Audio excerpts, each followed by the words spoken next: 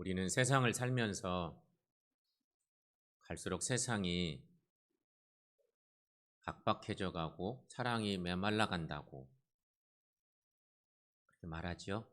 그리고 실제 그런 모습이 많고, 가면 갈수록 세상이 각박해져, 거칠어져, 너무너무 힘들어. 그런 시대. 하지만 아직도 여전히 우리 사회에는 우리 시대의 영웅들이 있습니다. 사랑의 놀라운 사건들을 경험하죠. 영상 하나, 짧은 영상 하나 우리 볼까요? 함께 보겠습니다. 영상. 반지하주택 창문에서 난데없이 새까만 연기가 피어오릅니다. 당황한 초등학생들은 방범창을 붙잡고 도움을 요청합니다. 때마침 윗집에 살던 아버지와 딸은 한 걸음에 달려와 아이들을 창문 밖으로 꺼냈습니다. 나와서 보니까 애들이 새까매져가지고 창살에 매달려 있어가지고 깨고, 애들이 신발이 안 신으니까 딸이 신발 벗어서 걔네를 주고. 학교에 가던 중학생이 갑자기 정신을 잃고 쓰러집니다. 뒤따라 걷던 남성이 학생을 살피더니 바로 앞 소방서로 쏜살같이 뛰어갑니다. 다행히 환자 생명을 구하는 골든타임을 잘 지켜 멈췄던 심장은 다시 뛰었습니다. 의식이 없는 거 확인하고, 제가 평소에 자주 다니는 길이라 소방서가 바로 앞에 있는 걸 알았어요. 오토바이가 옆면을 그대로 들이받아 SUV 차량이 중심을 잃고 넘어갑니다. 사고 현장 주위로 시민 10여 명이 모이더니 함께 힘을 모아 차량을 번쩍 일으켜 세웁니다. 차량에 갇혀 꼼짝도 못하던 아빠와 아이는 덕분에 무사히 구조됐습니다. 애기도 있고 아빠는 안전벨트에 묶여서 꼼짝도 못하시고 그래서 사람들하고 밀어서 차를 세웠어요, 똑바로. 누군가의 도움이 절실히 필요한 상황 속에서 아낌없이 손을 내민 시민 영웅들의 활약이 팍팍한 현실에 잔잔한 감동을 주고 있습니다. YTN 양일혁입니다. 여러분, 이런 영상, 이런 소식 들으면 우리는 마음이 따뜻해지죠. 그래도 세상이 살만해. 시대는 자꾸만 메말라가고 각박해져가는 시대라고 우리가 알고 있고 그렇게 느끼지만, 사랑을 베푸는 놀라운 일들, 이런 일들은 계속되고 있어요. 희생과 사랑의 행동, 그것은 결국 모든 사람들에게 감동을 주는 것이에요. 여러분, 인간의 삶이 뭘까? 근본적인 물음들을 던져봅니다. 인간은 본래 사랑받고 사랑하며 살도록 지음받은 존재들이에요. 성서가 그것은 정확하게 전하고 있어요. 사랑받고 살고 사랑하며 사는 존재, 이게 인간입니다. 따라서 여러분, 사람은 반드시 살면서 이런 거 기억하고 의식할 것들이 필요해요. 내가 어떤 존재인지 살면서 우리가 꼭 기억할 것들, 이런 중요한 몇 가지는 꼭 인식하고 살아야 될 것들이 있어요. 첫째는 중요성입니다. 중요성. 내가 얼마나 중요한 존재인지. 신앙 넘어서서 신앙인 되기 전에 이미 기본적으로 필요한 것들, 중요성. 이 존재의 중요성을 가장 크게 느낄 수 있는 것은 사랑에 있습니다. 사랑받고 보면 다 내가 이런 존재였구나. 나 때문에 이렇게 많은 사람들이 애쓰셨네. 사랑받고 보면 느끼는 거예요. 내가 그렇게 중요한 존재인 거죠. 사람이 태어납니다. 우리가 다 그런 시간들을 겪었어요. 아이가 태어나요. 태어나 보면 어린 마음에도 엄마 아빠가 나만 좋아해요. 엄마 아빠가 나를 너무너무 사랑해 주시는 거예요. 대부분 그걸 느끼고 자라요. 한참 성장했는데 어느 날 갑자기 어떤 놈이 태어났어. 또 동생이 태어난 거예요. 동생이 태어나자마자 엄마 아빠 말할 것도 없고, 가족들이 많으면 많을수록 온 가족들이 나에게 주었던 사랑이 어디론가 가고, 누군지 모르겠는데 그놈한테 자꾸 막 사랑을 베풀고 관심을 주고 너무 예쁘다고 막 얘기하고, 그때쯤 되면 어느 아이가, 한참 자라는 어느 아이가 내가 이상해져요. 나만 사랑해 주시던 엄마 아빠가 막 누군지 모르겠는데 그놈한테 자꾸 사랑을 베푸는 것 같고, 그래서 내 마음이 불안해지기도 하고 이상한 행동을 하기도 하고 그런 거예요. 엄마 아빠가 보실 때는 돌발 행동도 막 하는 거죠. 이유는 다른 게 아니에요. 내가 사랑받았는데 내 사랑이 뺏기고 있다고 생각되는 마음이 막 많아지면 이렇게 되는 거예요. 그러니까 여러분, 어렸을 때는 무조건 사랑을 받아야 살아요. 사랑받고 살아. 그런데 성장하면, 어느 정도 자라가면 사랑하면서 살아요. 그게 건강한 인간이에요. 끝까지 막 사랑만 받고 살려고 하면 그거 안 돼. 일명 그게 성의 나이라고 흔히 표현하는 거죠. 사랑받으며 살고 나중에는 사랑하며 살고, 이게 우리들이고요. 사랑받으며 살고 사랑의 놀라운 은혜를 경험할 때 내가 이렇게 중요한 존재지 알게 되는 거예요. 예수님께서는 나를 위해 십자가에 죽으심으로 모든 죄값을 지불하셨습니다. 하나님의 구원의 은혜, 예수님의 십자가의 구속의 은혜를 우리가 늘 그렇게 고백하죠. 그렇다면 여러분, 내 값은 얼마나 될까 생각해. 나라는 존재의 값은 얼마나 될까?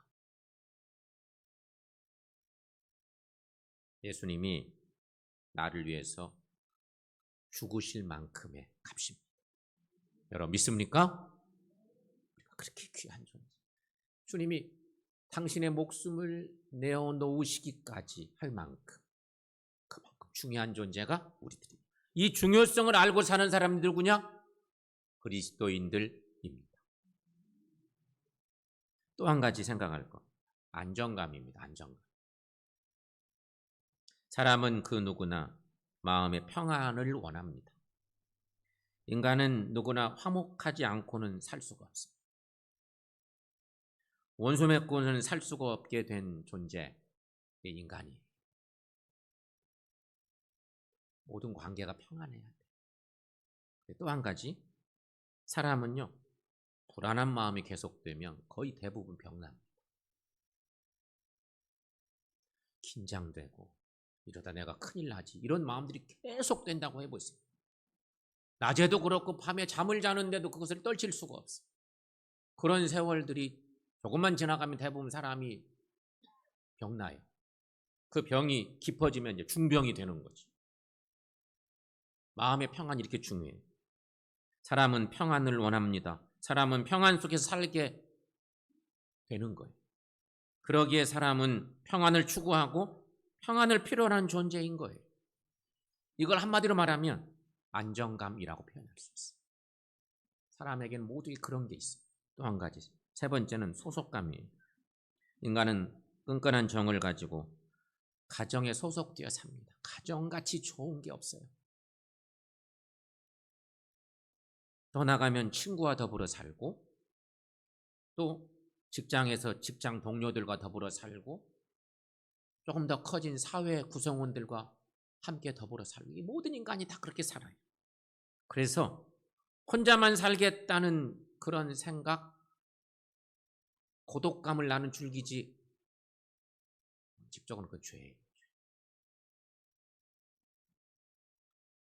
어떤 형태로든지 사람은 절대로 고독해서는 안 돼요. 아니, 정말 인간의 존재를 의식한다면 고독할 수가 없는 거예요. 특별히 그리스도인들은 혼자일 수 없는 존재들이에요. 더불어 살아야 할 분명한 소속을 가진 사람들이 그리스도인들이죠. 내가 사랑하는 가족들이 있고, 내가 사랑을 나누어 주어야 할 교인들과 이웃들이 있고, 무엇보다도 나를 사랑하시는 하나님, 그분이 계십니다. 이 소속감이 나를 세워가는 것이에요. 나를 더 건강하게 세워가는 그런 모습. 얼마나 내가 중요한 존재인지, 안정감을 가지고 사는 것이 얼마나 필요한지, 소속감이 얼마나 중요한지, 모든 인간들에게 매우 매우 필요한 것. 이것이 부족하면 인격 장애 생기고 병이 나고 문제가 생기고 그런 것이죠. 자, 여러분, 이제 조금 더 깊이 생각해 볼 것이 하나 있습니다. 우리가 누구인가? 모든 세상 사람들이 일반적인 얘기를 했다면 나는 누구인가? 오늘 예배하는 우리들은 누구일까를 생각합니다.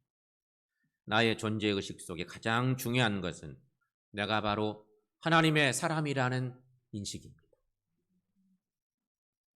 여러분, 우리는 하나님의 사람입니다.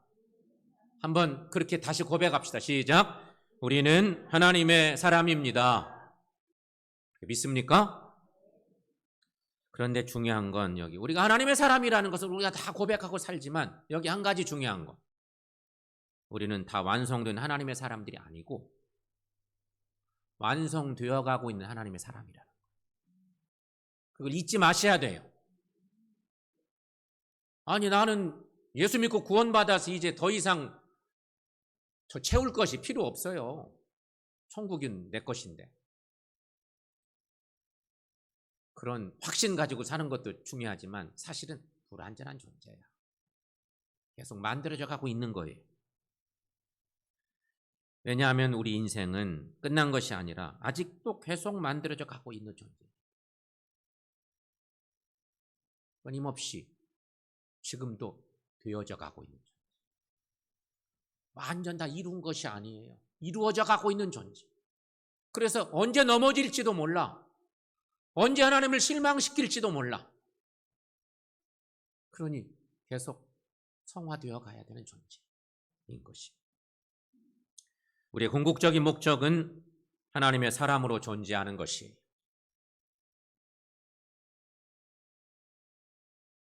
그런데 여기에 또 조건들이 붙어요. 이를 위해서는 먼저 하나님의 일꾼이 돼야 돼요. 나는 하나님의 사람입니다. 고백하는 거, 고백은 우리 모두의 고백이에요. 교회 들어오는 모든 사람들이 그런 고백을 하고 살죠. 여기서 한 가지 더 나가야 될 것은 나는 하나님의 일꾼입니다. 그런 거. 그런가 하면 더 나가면 인정받는 하나님의 일꾼이 되는 거예요. 하나님 편에서 보시면 됐다. 그만하면 됐어. 하나님이 인정해 주셔야 되잖아요. 내가 하나님 이만하면 됐죠? 저 이럴 수가 없는 거예요. 하나님께서 인정해 주신 일. 분명 하나님은 우리를 이렇게 만들어 가시기를 원하십니다. 하지만 여기에서 우리가 생각할 것, 이렇게 살려면 많은 시간이 필요하고 많은 훈련이 필요해요. 그냥 되는 게 아니에요. 상당히 많은 시간, 평생 밀고 가야 될 것이 있고요. 영적인 훈련들이 필요해요. 성도 여러분, 하나님의 인정받는 일꾼으로 살아가는 우리 모두가 되시기를 축원합니다. 하나님께서는 애굽에서 430년간 노예 생활을 하던 이스라엘을 구원해내시죠. 출애굽 이야기, 우리가 잘 아는 출애굽 이야기를 오늘 본문의 말씀도 그런 관계의 말씀인데 생각해 봅시다. 여기 중요한 숫자가 나옵니다. 430년이라는 숫자가 쓰여 있네요. 430. 한 사람의 어떤 나이를 얘기하는 게 이게 민족의 아픈 이야기 속의 어떤 역사 시간인데 이 말은 노예의 아들로 태어나고 노예의 손자로 태어났다는 말이에요. 수십 대를 지나면서 노예로 태어났고 노예로 성장했고 노예로 살았을 뿐인 안타까운 이스라엘 역사이에요. 노예 생활이 아주 체질화되어 버린 불쌍한 사람들을 하나님께서 구원하신 기적의 이야기입니다.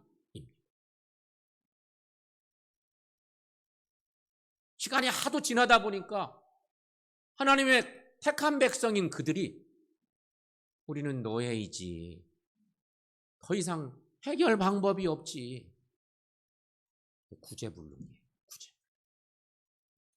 구제불능인 그들을 하나님께서 출애굽의 구원의 역사를 주신 거예요. 이렇게 하나님께서는요, 이스라엘 백성들을 애굽에서 구원하셨습니다. 광야로 이끌어내셨습니다. 그리고 광야에서 훈련을 시키십니다. 이 출애굽 이야기.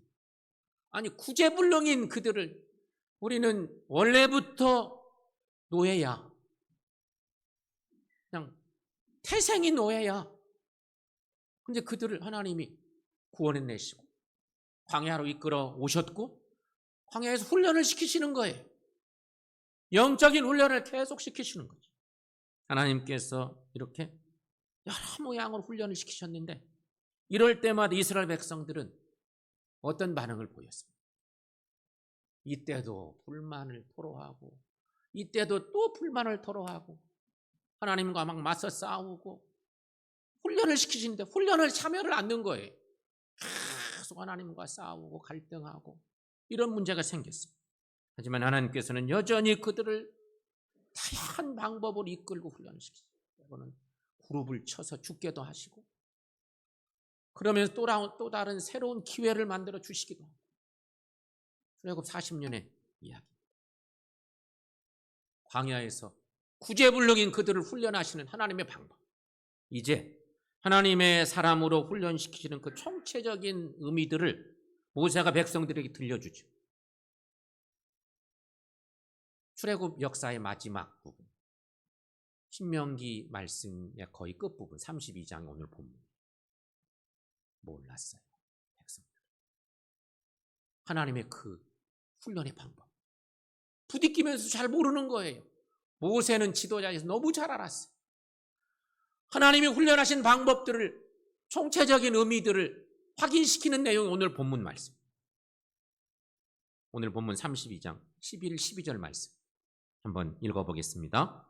마치 독수리가 자기의 보금자리를 어지럽게 하며 자기의 새끼 위에 너풀거리며 그의 날개를 펴서 새끼를 받으며 그의 날개 위에 그것을 엎는 것 같이 여호와께서 홀로 그를 인도하셨고 그와 함께한 다른 신이 없었도다.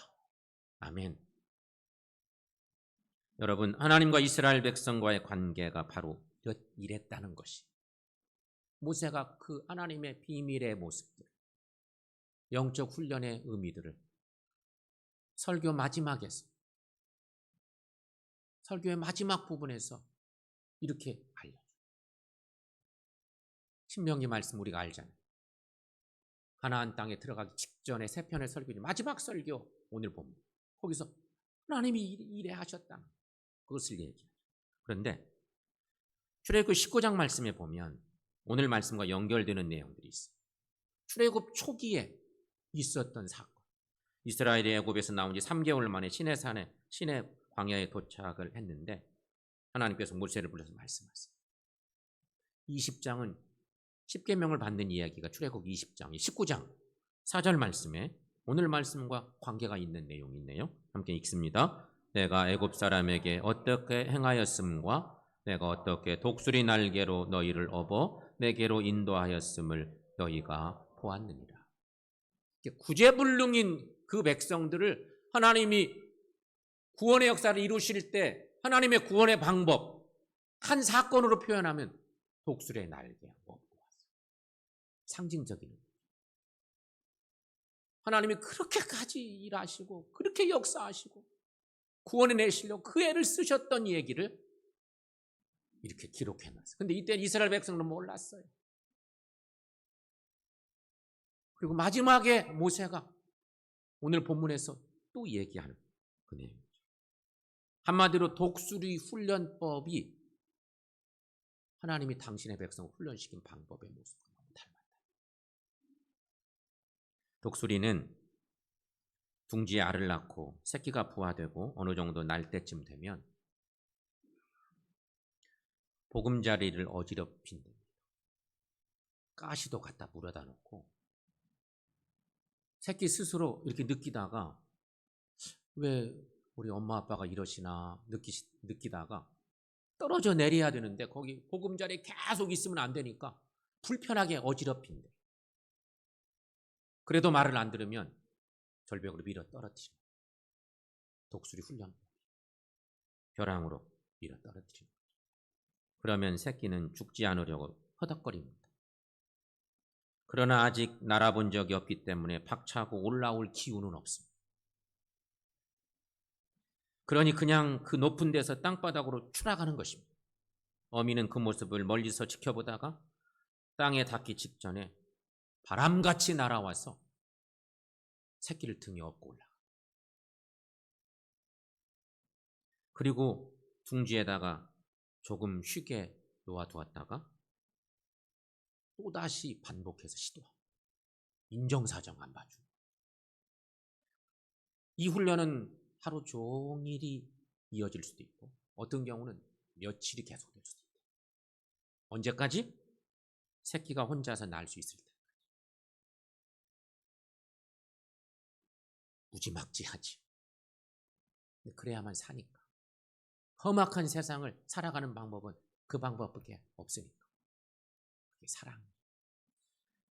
여러분, 어미 독수리는 이렇게 진짜 독수리를 만들기 위해서 어쩔 수 없이 새끼에게 고통을 가하는데 이게 부모의 사랑법이고, 버둥거리며 살기 위해서 날아오르고 오르려고 하는 그 과정을 보면서 어느 정도 힘이 있는지, 어느 정도 날 수 있는 능력이 있는지도 어미새들이 확인합니다. 중요한 것은 마지막까지 지켜보다가 떨어지기 직전에 내려와서 바람같이 쏜살같이 내려와서 새끼를 등에 업고 다시 올라가요. 절대 땅에 부딪혀 죽도록 내버려 두지 않습니다. 반드시 보호하기 위해서 눈을 떼지 않고 보고 있는 것입니다. 혼자서 날아갈 때까지 이 일을 계속합니다. 출애굽 역사 속에 하나님이 그 백성을 인도하시고 구원내신 그 이야기에 독수리 새끼 훈련법이 하나님의 당신의 자녀들 훈련법입니다. 그것이 바로 하나님이 자기 백성을 사랑해서 은혜 베푸시는 모습이었다. 모세가 얘기합니다. 사실은 그랬다. 너희들이 그거 모르고 지금까지 살아왔지만 하나님의 사랑법이 이랬노라고 얘기합니다. 여러분, 오늘 본문 말씀 중에 10절, 11절 말씀을 다시 한번 읽어봅시다. 오늘 본문 중에 10절, 11절, 9절 함께 읽습니다. 여호와께서 그를 황무지에서 짐승이 부르짖는 광야에서 만나시고 호위하시며 보호하시며 자기의 눈동자같이 지키셨도다. 마치 독수리가 자기의 보금자리를 어지럽게 하며 자기의 새끼 위에 너풀거리며 그의 날개를 펴서 새끼를 받으며 그의 날개 위에 그것을 엎는 것 같이. 이것이 바로 우리를 향한 하나님의 사랑법이라. 독수리가 그런 것처럼 하나님도 우리를 그렇게 사랑하시고 그렇게 구원해내셨다. 그렇게 말씀 전해주고 있는 것입니다. 사랑하는 여러분, 하나님의 자녀들이에요. 하나님의 사람들이에요. 그런데 하나님의 자녀로 살면서 신앙생활하는 우리에게도 때때로 가혹하리만큼 어려운 일들이 생길 때가 있어요. 그럴 때가 있죠. 신앙생활 중에 너무 감당하기 어려운 일이 생길 때가 있어요. 내게 왜 이런 일을 주십니까? 내가 감당할 수가 없습니다. 이런 어려운 일. 그때는 우리는 고뇌합니다. 내가 하나님 뭐 잘못했습니까? 뭐 이런 생각도 들어요. 하나님께 막 따지고 싶어. 마치 이스라엘 백성들이 광야에서 훈련시킬 때 이런 상황에도 막 거부하고 이런 상황마저도 또 하나님께 막 대들고 이런 것과 똑같은 우리의 마음들이 생길 수 있어요. 하지만 여러분, 이런 가혹하리만큼 어렵게 하는 이 일들은 우리를 강하게 하시는 하나님의 지혜입니다. 이 속에 하나님의 능력이 있음을 믿습니다. 그리고 이 속에 하나님의 일꾼 삼으시라는 하나님의 계획이 있는 것을 믿으시기를 축원합니다. 이 계획을 알고 이기는 사람이 진짜 지혜로운 사람입니다. 이런 사람이 비로소 하나님으로부터 인정받는 일꾼이 될 수 있습니다. 내가 어떤 존재인가 다시 한번 생각해 보십시다. 하나님 앞에 나는 어떤 존재인가? 이것을 늘 확인하고 살아야 행복한데, 첫째, 나는 중요한 사람입니다. 따라해 볼까요? 시작. 나는 중요한 사람입니다. 하나님이 이 세상에 있게 하신 목적과 의미를 알고 나면, 아, 내가 이렇게 중요한 사람이었구나 깨닫게 되는 거예요. 내 존재의 중요성을 알아. 나는 그냥 누구도 별로 관심 안 두고 형편없는 존재인 줄 알았더니 아니었네. 하나님이 나를 이렇게 사랑하시는구나. 나를 이렇게 기억하시는구나. 이거 알아요. 두 번째, 나는 평안한 사람입니다. 나는 평안한 사람입니다. 성도 여러분, 내 마음에 하나님께 주시는 샬롬이 충만하시기를 축원합니다. 그러면 문제 생길 게 없어요. 나는 이 평안과 사랑을 많이 느끼게 되면 그것을 나누며 살 수 있게 되는, 나는 평안한 사람. 세 번째, 나는 하나님께 속한 사람입니다. 나는 하나님께 속한 사람입니다. 내가 바로 하나님의 사람입니다. 하나님의 일꾼이고 하나님께 인정받는 일꾼 되시기를 축원합니다. 사랑하는 여러분, 하나님께서는 지금도 나를 하나님의 자녀로, 하나님의 일꾼으로, 특별히 하나님께 인정받는 일꾼으로 살기를 원하신다. 당신이 우리를 불러내실 때는 그걸 원하시는 거죠. 그러므로 여러분, 이런 하나님의 은혜를 꼭 간직하시고 하나님께 인정받는 일꾼들로 사셔서 주의 교회를 세워나가시고 하나님 나라 열어가는 저 여러분들 모두가 되시기를 축원합니다.